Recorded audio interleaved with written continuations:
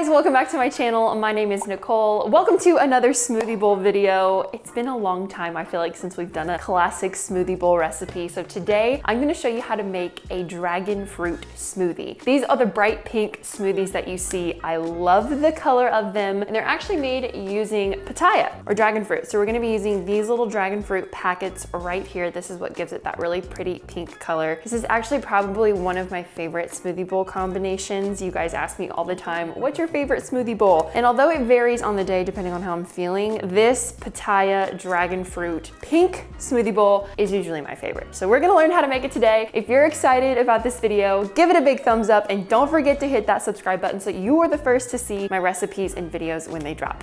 Okay, let's get into it. First up is our liquid. If you've seen any of my smoothie bowl videos on this channel, you know that we always start with our liquid because that's the first thing that hits the blades, which is going to get blended up first and suck everything else down toward the center. So you always want to start with your softest ingredients towards the blade. If you're looking for any blender tutorials, if you've got a blender that you don't know how to use, or you're trying to figure out how can I make a smoothie bowl in the blender that I have, check out my channel. I've got a playlist that has tons of different tutorials using different blenders that will probably be helpful to you. Okay, now our dragon fruit. I find these little dragon fruit packets in the frozen section where they keep the frozen fruit. They usually have these packets and then acai, which is similar, but it's more purple. So the dragon fruit is the one you want to get if you want the pink. We're just going to squeeze this right into our blender.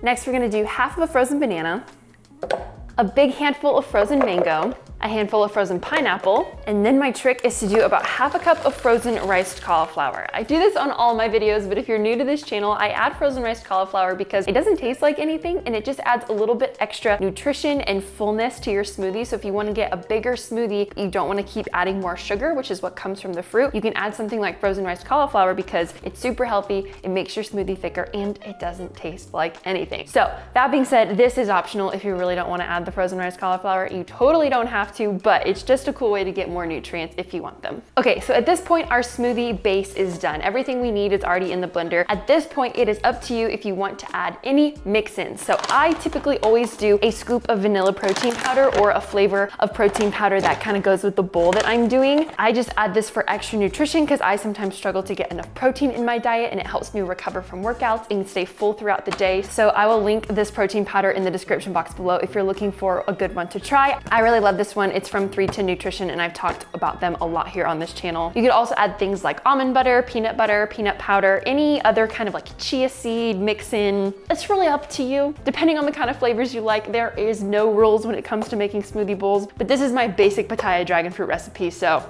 I'm gonna stick with this. Also, the outlets on this island currently do not work, so I'm gonna go blend this up and I'll bring it right back.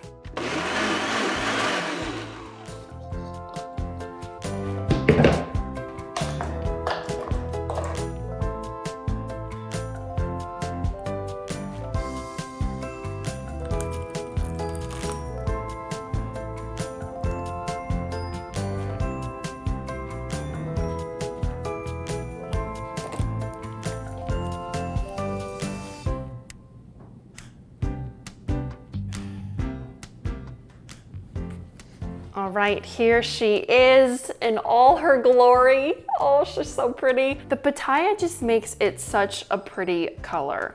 I love it. Okay, let's give it a try. Here, you get the first bite. All right, here we go. Yes. This smoothie bowl recipe is the perfect sweetness. This is why I love it so much. If you're looking for like a really refreshing smoothie bowl that's not too heavy, this is the recipe. Wow.